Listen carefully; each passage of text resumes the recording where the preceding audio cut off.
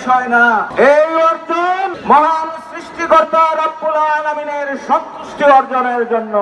আমরা আহ্বান জানিয়েছি, আমরা তো 12 মাসই কাজ করি, অন্ততপক্ষে মানবতার স্বার্থে আজকের এই সময়টুকু আপনারা স্যাক্রিফাইস করুন। ইসরায়েল যুগের পর যুগ ধরে ফিলিস্তিনিদেরকে স্বাধীনতা নামে বা ইসরায়েলের স্বাধীন ভূখণ্ডের নামে নৃশংস হত্যা, যুগের পর যুগ হাজার হাজার মানুষকে লক্ষ লক্ষ আমরা নৃশংস হত্যা দেখেছি।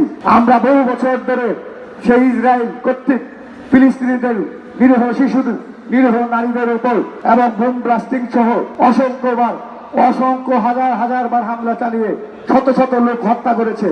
কিংবা আমরা 1945 সালে তথাকথিত জাতিসংঘ গঠন করা হয়েছিল, সেই সারা দেশের পৃথিবীর মানুষদেরকে নিরাপত্তা দেওয়ার জন্য, নিরাপত্তা নিশ্চিত করার জন্য ওআইসি গঠন হয়েছিল।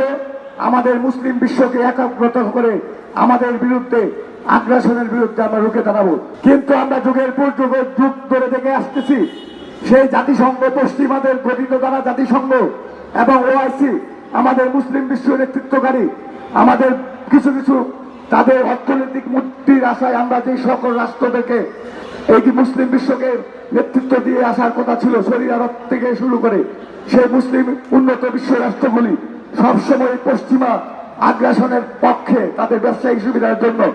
আমাদের মুসলিম ভাইদের উপর যখন আফগানিস্তানে হামলা হয়েছে, যখন ইরাকে হামলা হয়েছে, যখনই মুসলিম কোন কান্ট্রিতে হামলা হয়েছে, তখনই চুপচাপ থেকেছে।